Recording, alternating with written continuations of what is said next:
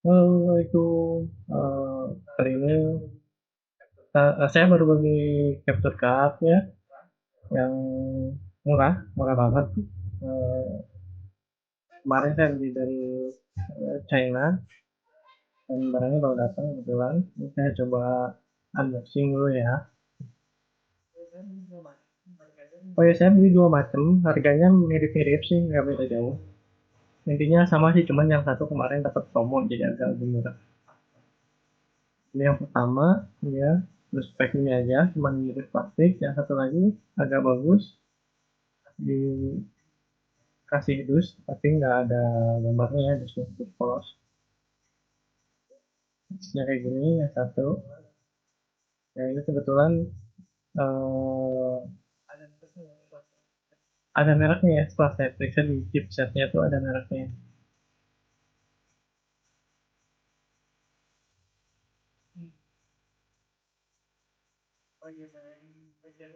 Oh iya, dalam pack yang ini dia USB-nya warna biru, capture tapi ternyata saya cek bukan USB 3 ya, masih USB 2. Cuman warna plastik dalamnya aja yang biru. Masalahnya kalau USB 3 kan si pin out-nya tuh udah banyak kan. Kalau USB 2 tuh kan cuma 4. Pas saya cek cuma 4. Berarti pin out-nya cuma si USB-nya cuma USB 2 Nah, satu lagi, saya lebih suka ini sih, lebih simpel, lebih kecil, nggak pakai kabel, jadi nggak harus pakai kabel. Kalau itu kabelnya berasa murahan banget gitu. Dan bodinya pun plastik. Kalau yang ini dia aluminium, eh, dia cuma bentuknya seperti flash disk untuk HDMI inputnya di belakangnya. Dan ini plug and play ya semuanya, ya. Nggak perlu driver, walaupun di yang capture cardnya satu lagi itu dikasih USB driver, tapi cuman nggak ada drivernya, cuman software MCAP doang. Untuk spesifikasi keduanya sih sama ya, kualitas gambar segala macamnya sebenarnya sama, mana yang beda nanti saya jelasin.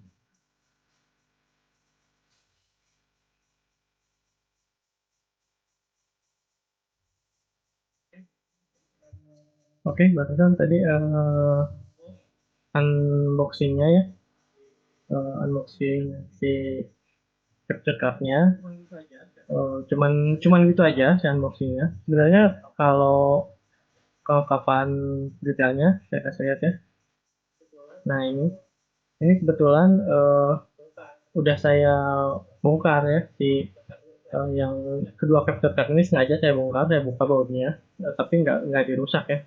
Maksudnya cuma dibuka aja pengen lihat dalamnya. Ternyata untuk layoutnya berbeda, dua-duanya layoutnya berbeda. Cuman kalau pas dicoba di komputer kedeteknya sama-sama aja, USB kamera atau mana. Jadi masuk di device manager di Windows-nya ke USB kamera. Oh ya, ini saya cuma cek di Windows aja ya. Saya nggak tahu kalau di Linux sama eh, macOS bisa apa enggak, saya nggak tahu. Kalau di Windows sama di Android dia bisa. Saya udah coba, kalau yang di Android bisa. Oke, yang satu tuh dapat CD, tapi CD-nya ketika tadi saya bilang CD-nya cuman cuman gitu aja, dalamnya cuman kayak manual manual book digital gitu, sama software Zencape. Oh, yang satu lagi nggak dapat apa-apa karena memang sebenarnya kedua device itu plug and play. Jadi pas di on PSD udah langsung detect. Oke, untuk spesifikasi keduanya sama ya. Saya udah cek.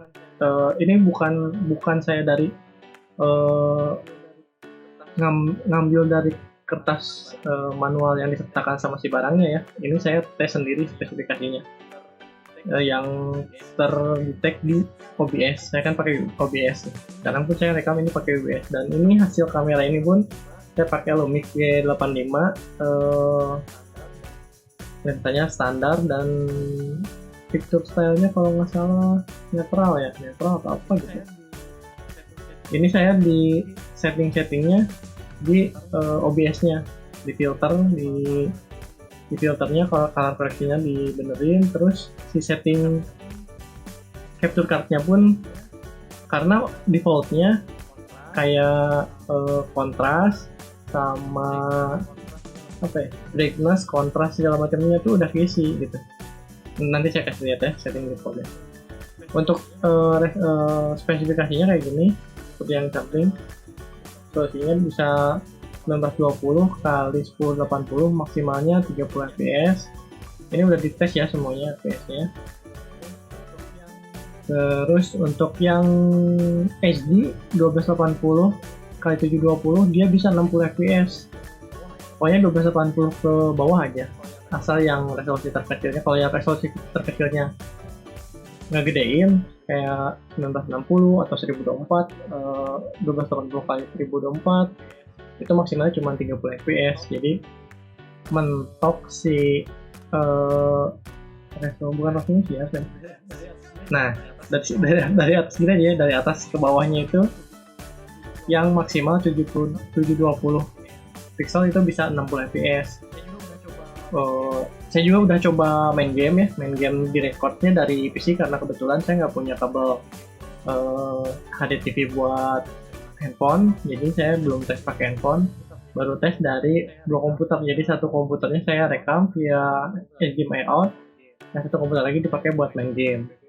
Saya main game PB emang nggak bagus ya gamenya, cuman maksudnya cara bermain saya memang nggak bagus, cuma ngetes aja gitu. Sengaja saya pilih gamenya yang FPS karena biar ngelihat hasilnya. Kalau game per person shoot tuh kan geraknya dia lebih cepat ya, jadi bisa kelihatan bagus apa enggaknya. Kalau menurut saya sih untuk harga yang di bawah 400 ribuan udah lumayan, segini udah lumayan dibanding sama apa ya yang dulu bukan EasyCap ya. Kalau EasyCap pun sekarang yang EDMI, daripada EasyCap yang masih RCA mendingan ini, harganya lebih murah lagi. Untuk kualitasnya bisa Full HD ya 30 fps. Untuk kalau mau main game saya saranin di 1280 kali 720 aja, bisa di 60 fps. Kalau untuk streaming menurut saya udah cukup. Cuman kalau lama pemakaian lama, saya baru coba kemarin tuh sampai 1 jam. Selama 1 jam nggak ada masalah, nggak ada gambar ngeblank, nggak ada gambar artifak atau kayak semut gitu, nggak ada, normal semua. Cuman pernah beberapa kali pas saya ngerekam dari desktop itu mungkin salah setting kali ya, saya juga bingung, ada kayak sendat-sendat, tapi pas dipakai kayak kemarin nyobain lagi main game itu lancar banget. Nanti untuk yang sampel gamenya saya upload terpisah ya, jadi memang si sampelnya sampel aja, itu bisa di set di 60 fps kalau yang 720, jadi saya upload resolusi aslinya. Itu untuk video formatnya MJPEG ya. Oh iya, kalau capture card ini, kalau beli capture card yang kayak saya ini, kayak barusan bentuknya itu, usahakan pas di OBS tuh di setting manual semuanya ya, jangan bawaan colok langsung dipakai rekam. Kalau menurut saya kurang bagus. Kayak si settingnya pun kan udah keisi tuh, ini defaultnya kayak gini, brightness-nya -11, kontrasnya tinggi banget, saturationnya tinggi banget. Saya kurangin ke brightness-nya, saya bikin 0, kontrasnya saya bikin 100, saturasinya saya bikin 100, oke aja. Nah, saya berubah untuk nambahin brightness sama kontras di kamera. Yang kedua di filter OBS-nya kalau untuk streaming, biar gambarnya lumayan bagus. Kalau menurut saya sih udah lumayan sih.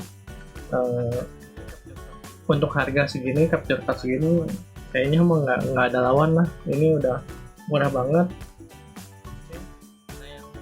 Oke. Nah, yang unik tuh pas saya bongkar untuk yang plastik ini, karena saya itu pakai yang besi ya. masih pakai yang capture card yang bodinya aluminium. Kalau ini yang plastik. Ini yang plastik. Kalau untuk yang plastik dia ada lampunya, kelebihannya ada lampunya, tapi ini ya USB-nya kabelnya yang tadi saya udah bilang nggak bagus, kurang bagus sih USB kabelnya.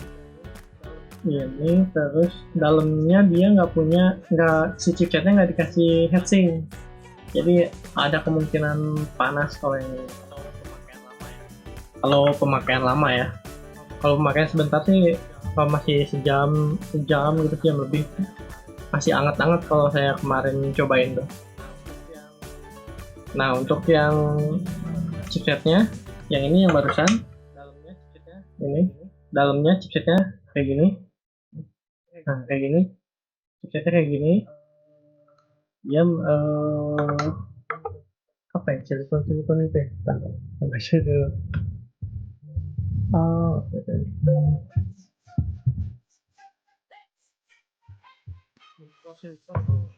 mikrosilikon kalau nggak salah. Si si jenis chipsetnya nggak tahu mereknya, mikrosilikon. Dalamnya kurang lebih kayak gini ya. Untuk yang case-nya aluminium yang tadi yang benar-benar kayak kita beli kabel tadi, yang murah lah gitu, teman dapat plastik doang.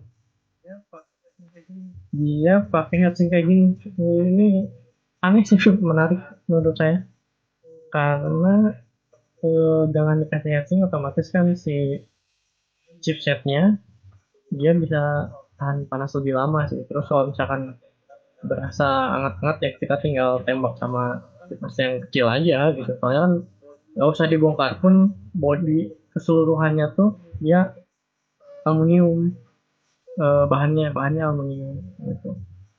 Dan ini udah apa ya, kompak banget lagi, hanya bisa flash disk, benar-benar sebesar flash disk gitu. Bentuknya tuh bukan kayak capture card, malah jadi kayak converter gitu. Tapi ya jalan sih secara fungsi mah berjalan normal, kayak ini juga berjalan normal. Cuma memang agak delay sih, harus kita atur audio, masukkan audio, si audionya dikasih settingan delay, kan bisa diatur kan settingan delay. Kalau saya kasih settingan delay sesuai, ini pun saya belum lihat hasilnya, apakah nanti hasil rekamannya delaynya lambat atau enggak, saya nggak tahu karena ini langsung saya pakai capture card yang itu ya. Udah.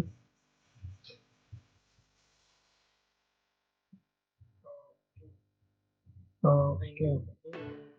Nah, ini yang penting ya, si settingan ini kalau menurut saya di kata saya tadi di 0, 100, 100. Nah, jadi kayak gini kalau dibongkar keduanya tuh kayak gini. Yang aluminium tuh dia sebab banget kayak besi. Kalau yang ini, yang plastik tuh kayak gini.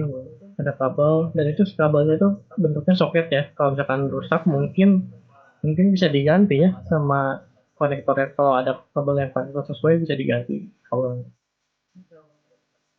dan sih kelengkapannya itu aja, cuman kalau untuk masalah kualitas untuk streaming menurut saya udah lumayan. Terus kalau misalkan apa ya, kalau sekarang selama covid ini kan banyak yang butuh streaming tuh, itu udah lumayan, udah oke, udah cukup lah untuk streaming yang dilihat di handphone. Kalau menurut saya udah cukup, tapi tinggal dilihat aja, cek aja video ini lihatnya dari handphone gitu. Kalau nggak nanti yang link di bawah ada sampel yang main PB, yang lihat di handphone kualitasnya kayak gimana. Oke, gitu aja ya dari saya. Kalau misalkan ada yang tanyain tentang produk ini, langsung eh, tanyain aja di kolom komentar. Kalau ada yang eh, kurang paham atau apa, kita diskusi bareng-bareng di kolom komentar ya. Oke, gitu aja video dari saya. Selamat siang, video ini dibuat, dan assalamualaikum warahmatullahi wabarakatuh.